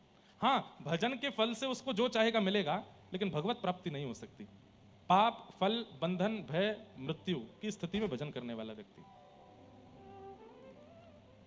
वो तो बिना किसी कामना के भजन करता है, बिना किसी कामना के ठाकुर जी को याद करता है, बिना किसी भय से ठाकुर जी का स्मरण करता है। उसके अंदर कोई कामना नहीं है, कोई पाप का प्रायश्चित नहीं है, कोई फल की कामना नहीं है, कोई बंधन नहीं है, कोई भय नहीं है। वो तो निर्भय होकर के ठाकुर जी का भजन करता है। मैं तो गोविंद रा गुण गासू, राणा जी रूठे तो मने काय करसी। मीराबाई गा रही हैं। आहा, बहुत सुंदर पद लगता है मुझे। राम नाम रा जहाज चला स्या, राम नाम आज तीसरा दिन है कथा का, और मीराबाई रोज आती हैं कथा में। पहले दिन भी मीराबाई का पद आया, कल भी मीराबाई के पद आया, आज भी। इतनी बाईसा कृपा सब जगह नहीं करते, पता नहीं क्यों रोज कथा में बाईसा आ रहे हैं। गाओ, करताल बजाते हुए गाओ। राम नाम रा जहाज चला स्या, राम नाम राम नाम रा जहाज चला स्या। मैं तो भव सागर तर जासूं, मैं तो भव सागर तर जासूं, मैं तो गोविंद रा गुण गासूं, राणा जी रूठे तो मने काय करसी।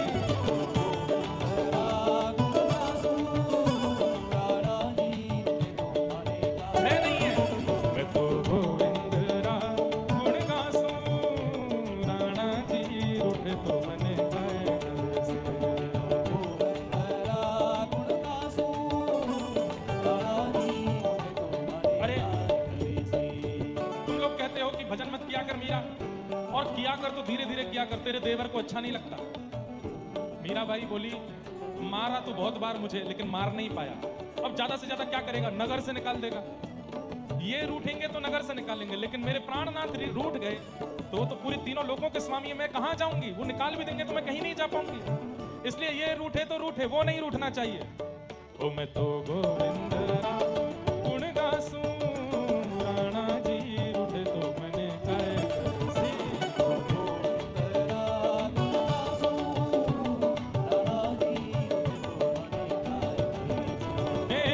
चरणामृत रा नेम हमारा, चरणामृत रा नेम हमारा। मैं तो नित उठ दर्शन पासूं, मैं तो नित उठ दर्शन पासूं, मैं तो गोविंद रा गुण गासूं, राणा जी रूठे तो मने काय करसी।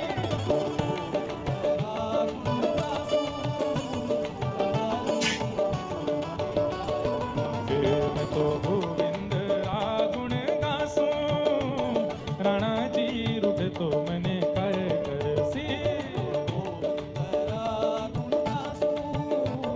प्यारे गिरधर लाल की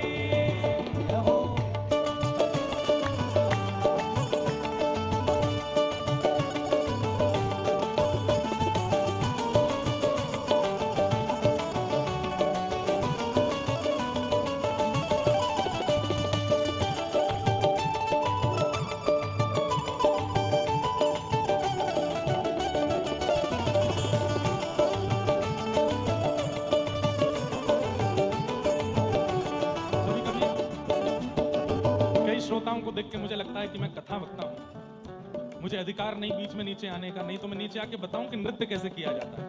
अरे दोनों भुजाएं उठा करके एक पैर इधर करो फिर एक पैर इधर करो, और मन में ये विचार करो, अब जो बैठे हैं वो बैठे ही रहो, खड़े नहीं हो, कि एक भुजा हमारी श्री ठाकुर जी ने पकड़ी है और दूसरी भुजा श्री किशोरी जी, और दोनों तरफ से हमारे साथ नृत्य कर रहे हैं। मैं तो गोविंद राम गुण गासूं, राणा जी रूठे तो मैंने काहे कैसे। गोविंद राम गुण गासूं, राणा जी हरि मंदिर मां नृत्य करास्या, हरि मंदिर मां हरि मंदिर मां नृत्य करास्या, हरि मंदिर मां मैं तो घूंघरिया घम कासूं, मैं तो घूंघरिया मैं तो घूंघरिया घम कासूं, मैं तो घूंघरिया। हे मीरा के प्रभु गिरधर नागर, ओ मीरा के प्रभु गिरधर नागर,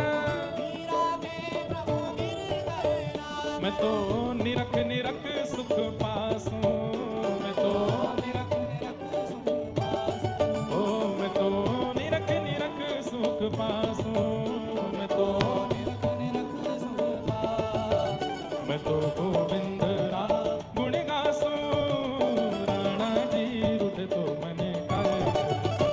गोविंद राम गुण गासूं,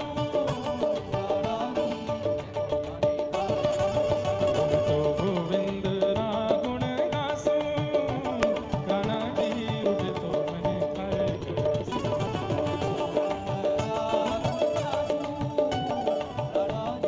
अरे आप लोग मुझे समझाने आए हो, मीराबाई कहती हैं कि तुम्हारी ननद को अच्छा नहीं लगता, तुम्हारे देवर को अच्छा नहीं लगता, तुम राजघराने की हो, यहाँ किसी को अच्छा नहीं लगता, तुम भजन करती हो। बोले मैं भजन नहीं करूंगी, उससे इनको अच्छा लगेगा, लेकिन मेरे श्याम सुंदर वो मेरे भगवान नहीं है, मेरे परमात्मा नहीं है, मेरे प्राण हैं। प्राण हमारा प्राण हमारा। अरे देह को जो अच्छा लगता है वो तो संसारी लोग करते हैं, प्राणों को जो प्रिय लगे वो भक्त करता है।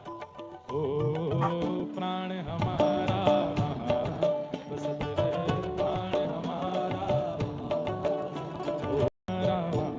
बसत है, प्राण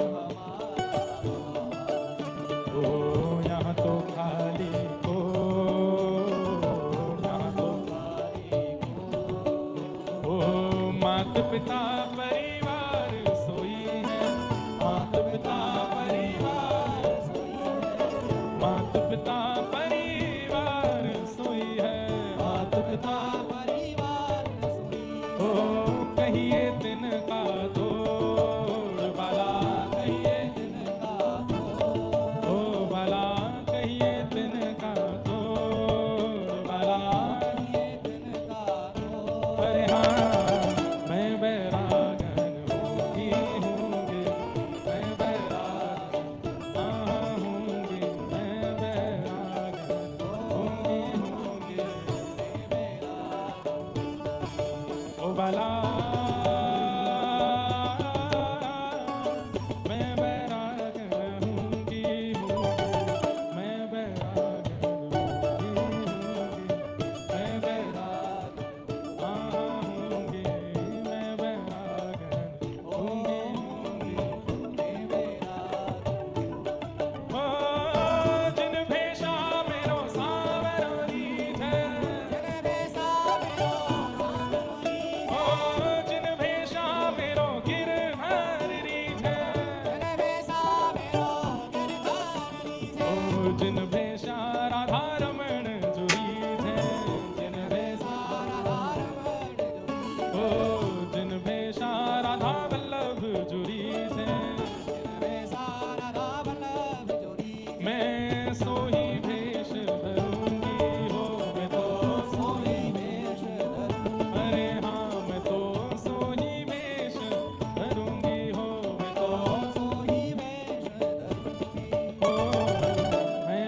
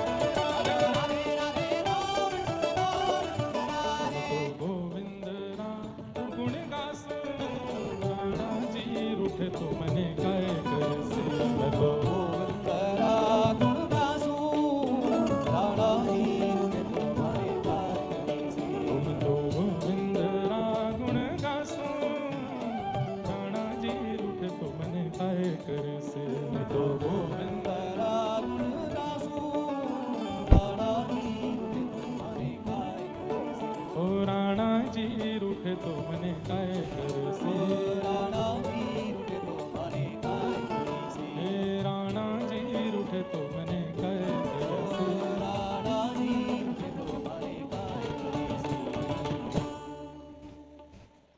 हो मेरो साहिब रीझे तो मने काय करे से। उनको रीझ ही रहे हैं मेरे गाने से, तो मैं क्यों ना गाऊं। और राणा रूठे, संसार रूठे, इनको रिझाने के लिए हम आए ही नहीं है संसार में। जो संसार को रिझाने संसार में आए वो रिझाते रहो।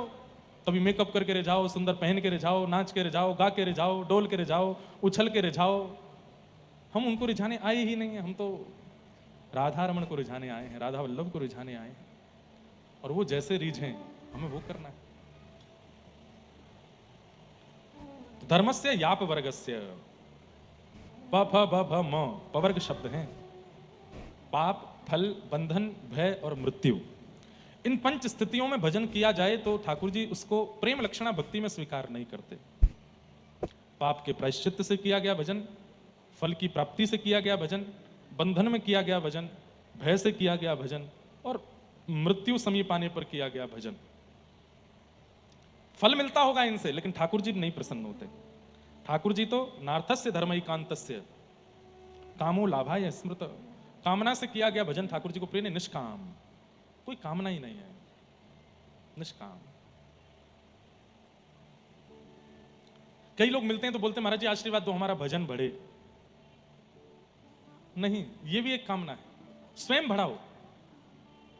भाई कोई व्यक्ति जाकर के कभी किसी से पूछता है मेरा मेरी पत्नी से प्रेम कैसे बढ़ेगा, जरा बता दो। चलो ये तो फिर भी पूछा जा सकता है, पति के लिए फिर भी पूछा। कोई पिता ऐसा कहता है कि मुझे मेरे बालकों से प्रेम नहीं हो रहा, मेरे बालकों से मेरा प्रेम कैसे बढ़े ये बताओ। ऐसा कभी नहीं हो सकता। वहां ये बात है कि ये मेरे हैं इसलिए प्रेम बढ़ता है। चाहे वो कितने भी नालायक हैं, कितने भी दुष्ट हैं, कितने भी उद्यमी हैं, फिर भी प्रेम बढ़ता है, क्योंकि मूल में ये बात है कि वो मेरे हैं। ठाकुर जी के प्रति अगर ये बात आ जाए कि वो मेरे हैं तो किसी से नहीं पूछना पड़ेगा कि मेरा भजन कैसे बढ़े, मेरा प्रेम कैसे बढ़े, मेरी व्याकुलता कैसे बढ़े, मुझे बताओ। अपने आप बढ़ेगा। अभी पूर्ण रूपेण ये बात मन में आई नहीं कि वो मेरे हैं, इसीलिए तो चिंता हो रही कि कैसे बढ़े भाव। नहीं बढ़ रहा है मतलब मेरापन आया नहीं है, जबरदस्ती कर रहे हैं। उल्टा होता है ब्रजमंडल में, तो पूछा जाता है ऐसा कोई उपाय बताओ। बोले कैसा? थोड़ी देर के लिए ठाकुर जी का ध्यान निकले दिमाग से। गोपियां नारद जी से कहती हैं हे नारद बाबा कोई ऐसा तप बताओ, कैसा कोई मंत्र बताओ। बोले कैसा मंत्र? ये थोड़ी देर के लिए नंद को लाला नेक निकरे चित्तते, पूरे दिन 24 घंटा यहीं आसन लगा के बैठो रे, ना काम करन दे, ना भोजन बनान दे, ना सोन दे, ना उठन दे। ऐसा कोई मंत्र बताओ ये नेक चित्त सो निकल के जावे कहीं बाहर। व्रज के प्रेमी गोपियां तो ऐसी हैं, वो तो उपाय इसका पूछते हैं कि ठाकुर जी कैसे जाएं ये बताओ। अगर कोई पूछ रहा है कि ठाकुर जी कैसे आए, कैसे मिले, कैसे और प्रेम बढ़े, तो इसका मतलब अभी मेरे हैं ये माना नहीं है, मेरे हैं ये जाना नहीं है, मेरे हैं ऐसा स्वीकार किया नहीं। स्वीकार करो। अब इसके पीछे भी एक पद है, मेरे को याद नहीं आ रहा है।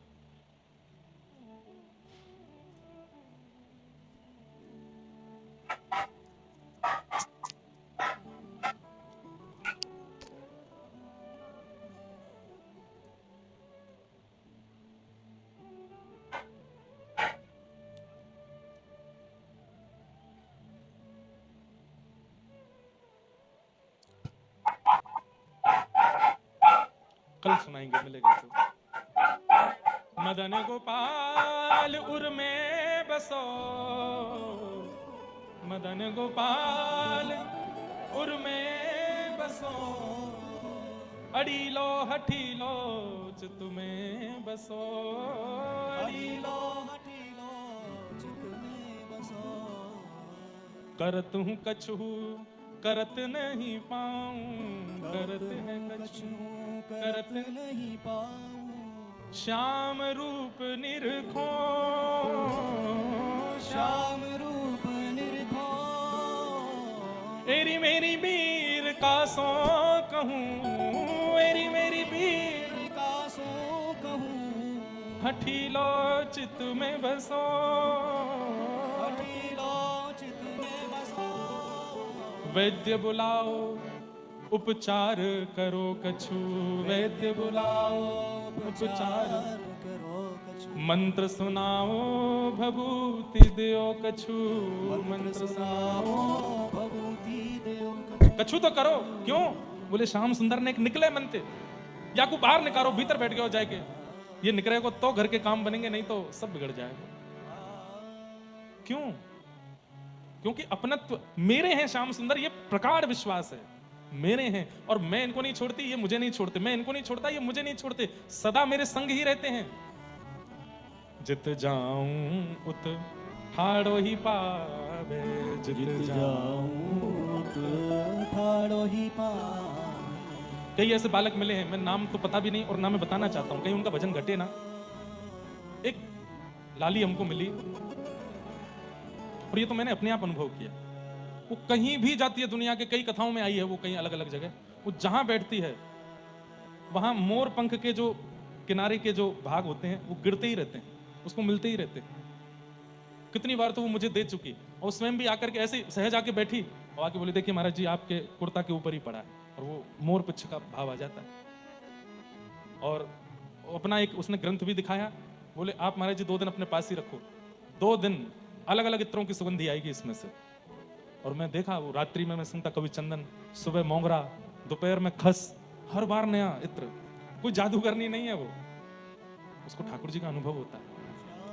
और नाम नहीं बताएंगे, एक संत महापुरुष उनके कृपा पात्र, उनके आश्रम में भी जब वो विशेष उत्सव होते हैं रहने जाती है तो उसके कक्ष से भी सुगंधी आती रहती है, हर बार अलग। कैसे पता नहीं, वैसे कई देखे हैं, उनको ठाकुर जी कुछ अनुभव कराते हैं।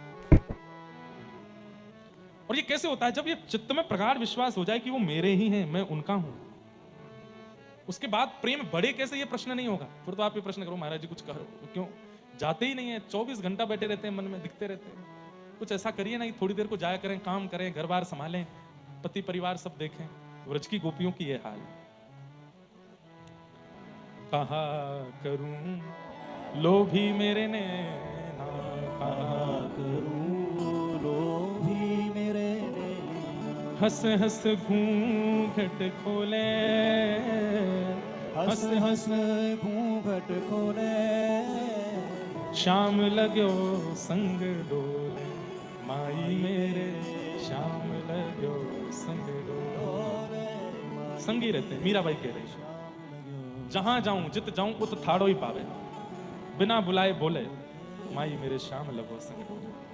तो इस प्रकार सूत जी महाराज सब भाव बताते हैं, भगवान के अवतारों का प्रसंग सुनाते हैं। भागवत जी की रचना कैसे हुई? इदम भागवतम नाम पुराणम ब्रह्म संहितम, उत्तम श्लोक चरितम चकार भगवान ऋषि। भगवान वेद व्यास जी ने इस भागवत ग्रंथ की रचना की, उत्तम श्लोकों से युक्त है। उत्तम श्लोक मतलब प्रातस्मरणीय भगवान और उनके भक्तों को उत्तम श्लोक कहते हैं। इसकी रचना वेद व्यास जी ने की है। कैसे भागवत जी की रचना हुई उसका पूरा प्रसंग सुनाया गया। इस प्रकार वेद व्यास जी ने अपने सुपुत्र श्री सुखदेव जी को भागवत जी प्रदान की, और सुखदेव जी ने वही कथा जाकर के परीक्षित को सुनाई। प्रश्न हुआ, महाराज ये परीक्षित कौन है? और यहीं से महाभारत का प्रसंग सुनाया। कुंती की स्तुति सुनाई, भीष्म पितामह की स्तुति सुनाई। तत्पश्चात भगवान द्वारिका को गए, परीक्षित का जन्म हुआ। जन्म लेने के बाद कुछ समय बाद भगवान स्वधाम चले गए। पांडव स्वर्गारोहण को गए और परीक्षित को छोटी अवस्था में ही राजगद्दी पर बिठा करके चले गए। परीक्षित से एक दिन एक अपराध बन गया। संत दर्शन करने के लिए वन में गया था, एक संत के गले में मरा हुआ सर्प डाल दिया। पूरे विस्तार से कल हम सुनाएंगे। और जिसके कारण 7 दिन में मरने का श्राप लगा। परंतु क्रोधापि देवेन वरेण्य तुल्यम, वैष्णव का एक स्वभाव होना चाहिए कि बड़े लोगों का क्रोध क्रोध के रूप में स्वीकार ना करे। बड़ों का क्रोध वरदान के जैसा होता है, और वही हुआ। यदि कभी परीक्षित को श्राप ना लगा होता तो भागवत जी की कृपा कभी परीक्षित पर नहीं होती। पर 7 दिन में मरने का श्राप लगा, तभी इनके जीवन में श्री सुखदेव जी आए और 7 दिन भागवत की कथा सुनाई, जो हम आप सब लोग सुनते हैं।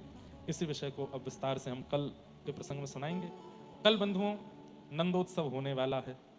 कल वैसे तो हम हर जगह कहते हैं कि पीले वस्त्र पहन के आना, पर आप लोग सफेद पहन के आना। कल श्वेत वस्त्र पहन के आना। जब घर लौट के जाओगे तो शीशे में देखोगे तो पीले ही पाओगे अपने आप को। तो कल नंदोत्सव होगा, खूब प्रेम प्रेम और भाव से हम आप सब लोग नंदोत्सव करेंगे। दधी काना भी होगा, तो उसी हिसाब से आप सब लोग तैयारी करके आइएगा, परेशान होके मत आना। संख्या बहुत है और कल शनिवार है, कल तो पता ही नहीं कहाँ सामने जो भवन बने हुए हैं इनकी छतों पे भी व्यवस्था कर दी जाए तो वहाँ बैठ जाएंगे लोग बाहर। लेकिन हम जितने भी हैं हम आनंद से कल कथा श्रवण करेंगे। खूब प्रेम और भाव से ठाकुर जी का उत्सव मनाया जाएगा। आप सब लोग पधारिएगा। नंद घर आनंद भयो जय कन्हैया। खूब आनंद कल कथा में हम लोग करेंगे और कल थोड़ी विलंब और तक कथा चलेगी, इसलिए उसी भाव से आइएगा। और एक एक जोड़ी कपड़े जो हैं वो पॉलिथिन में ले आना, और कपड़े नहीं तो कुछ ऐसा जो ओढ़ के वापस जा सको, क्योंकि खूब रंग बरसेगा। कल कल नंदोत्सव मनाया जाएगा। कल कहो तो पंडाल भी पीला कर दें, वो ये भी सफेद सफेद हो रहा है, तो कल इसको भी पीते ही कर देंगे। खूब आनंद कल होगा। आप सब लोग प्रेम और भाव से पधारिएगा। आज की मंगलमयी कथा को विश्राम देने। हाँ हाँ, पूछ तो रहे हैं, पूछ रहे हैं, हमको याद है। ऐसे कैसे भूल जाएंगे, हम व्यास जी नहीं हैं, हमको याद है भैया। धन्यवाद, ये देख के याद आ गया। चलो तैयार हो।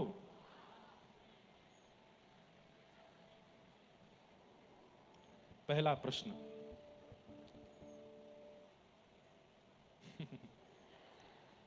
सूत जी महाराज जो कथा सुना रहे हैं वो कहां सुना रहे हैं? जगह का नाम बताओ। देखने दो, बताओ यार, ये तो गलत बात है ना। 3 दिन से आपको ये नहीं पता कि सूत जी कथा कहां सुना रहे हैं? इतने कम लोग। नहीं, आपको उठाएंगे पर रुक जाओ और देखने दो। ये चश्मा वाले भैया को दो माइक, पहुंचाओ जल्दी,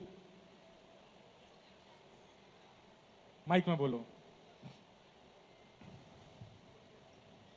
माइक ऑन कर दो।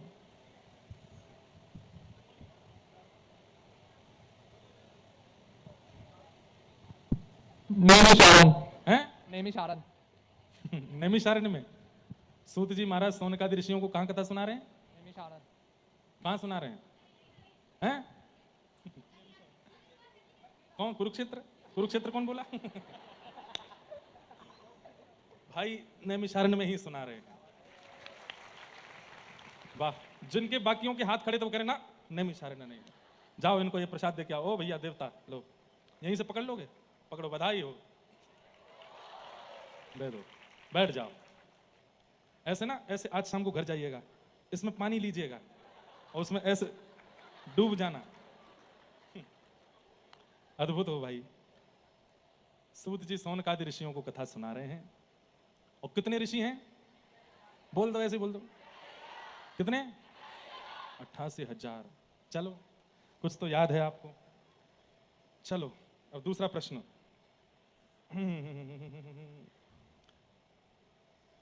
श्री सूत जी महाराज के गुरुदेव कौन है?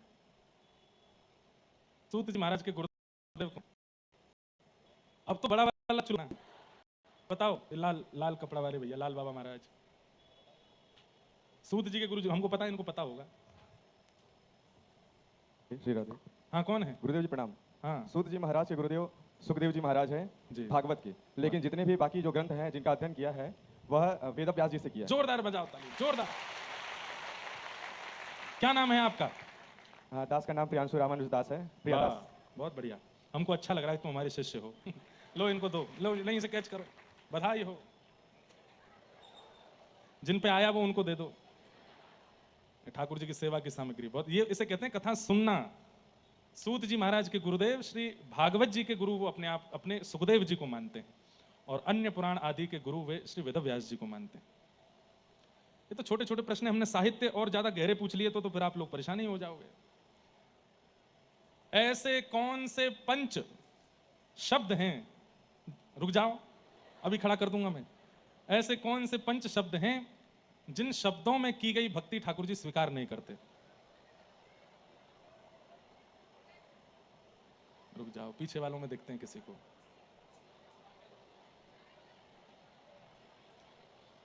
ये दोनों हाथ हिला रहे हैं, इनको दो, माइक दो। हाँ, खड़े हो जाओ, इनको दो, पहुंच पाओ जल्दी जल्दी, कैच करा दो, ऐसे ही फेंको पीछे। अरे फेंक नहीं देना, लग जाएगी किसी के। हाँ बोलो, नियमित क्रम रूप से कहिएगा वो पंच शब्द। राधे राधे गुरुजी। वो पंच शब्द जैसे पफार पफ पफ म से है, प से पाप के डर से जो भगवान का जो गुणगान अरे करते पहले पंच नहीं है वो, चार ही हैं। कौन कौन से बताओ? हैं। पाप, हाँ भय और बल, लोभ नहीं, पाप, भय, मोह और बंधन के नहीं नहीं, दे दो माइक, दे दो माइक, दे दो। रुक जाओ हम पूछ तो लें कौन। माताओं में देखते हैं किसी को।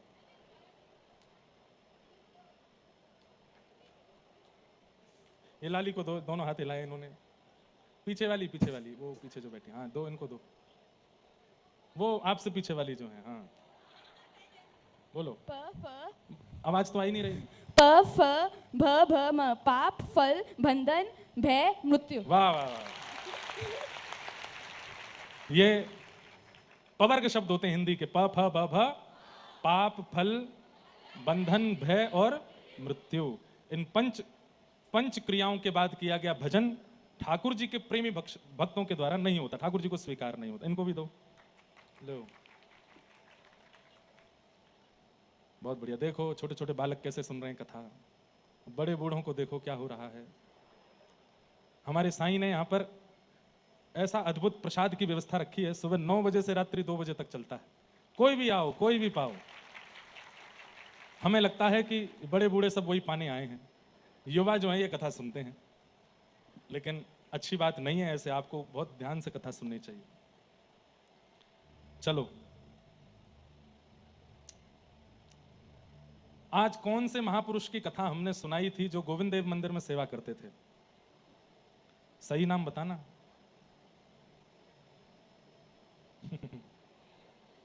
अभी तो तुमने हाथ उठाया था, फिर नीचे क्यों किया? अच्छा, ये वीवीआईपी बैठे हैं यहाँ पर। अच्छा, आप लोग भी सुनते हो कथा? अच्छा अच्छा, ये एक दूसरे को जो बता देते हैं ना कि तुम भी बोल दो, ये काम नहीं चलेगा। वो लाला को देना, WHO, वर्ल्ड हेल्थ ऑर्गेनाइजेशन। बेटा दूध पिया करो थोड़ा। कहाँ माइक दो, पहुंचाओ। अगर गलत बताया तो हम तुमको कृष्णदास जी। हैं? क्या नाम था? कृष्णदास जी। सही में? हाँ। कृष्णदास नाम था।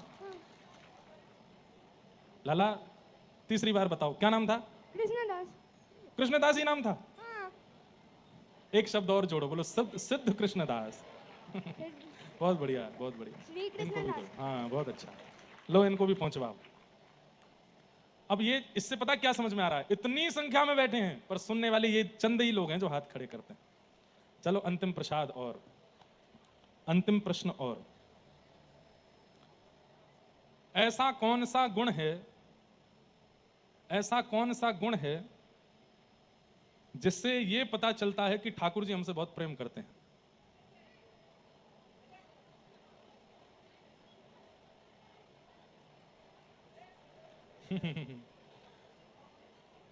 अच्छा, पता 10 को ही है, बाकी लगे हाथ तो खड़े कर ही लो, पता चलेगा को भी पता है। जिसको पता होगा ना उसकी उत्सुकता अलग ही दिखाई देगी हाथों में। अब दिखाओ कौन की उत्सुकता है। और ये लो, ये तो मैं भी कर देता हूं ऐसे थोड़ा ही। ऐसा कौन सा गुण, अच्छा आप बताओगे? उनको दो, वो पीछे खड़े हैं जो। हाँ दो, इनको माइक दो। ऐसे कौन से गुण की आज चर्चा हुई है जो अगर हम में है तो ये पता चलता है कि ठाकुर जी हमसे बहुत प्रेम करते हैं? कथा में रुचि लगना। वाह बहुत बढ़िया। आपकी है रुचि? है कथा में रुचि? कोई आती तो नहीं है? चलो लो भैया, इनको प्रसाद पहुंचवाओ। बोलो वृंदावन बिहारी लाल की। आज का यही उत्सव विश्राम होता है। कल तो भैया प्रश्नोत्तर नहीं हो पाएगा, नंदोत्सव है, परसों होगा। आज की, कल की, परसों की और कल की सारी कथाओं से मिलित प्रश्न किए जाएंगे। और 5 नहीं 10 प्रश्न होंगे परसों, क्योंकि कल वाले 5 भी परसों हो जाएंगे, है ना? हे भजो मुकुंद माधव मुरारी, भजो मुकुंद माधव मुरारी, हे भजो मुकुंद माधव मुरारी, भजो मुकुंद माधव मुरारी। हे वृंदावन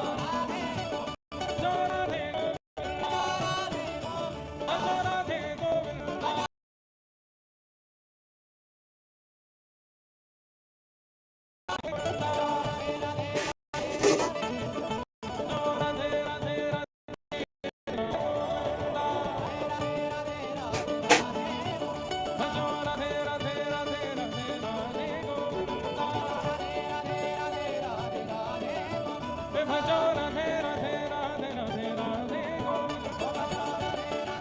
जय जय श्री राम, जय जय श्री राम। नमः पार्वती पतये, हर हर महादेव। पूछरी के लौटा की हो प्यारे, क्या बात है बंसी वारेश। अवधूत चिंतन श्री गुरुदेव, अवधूत चिंतना रे, धूप धूप दुलारे। सबको बार जय श्री कृष्ण, जय श्री राम, जय श्रीमन्नारायण, जय जय श्री राधे।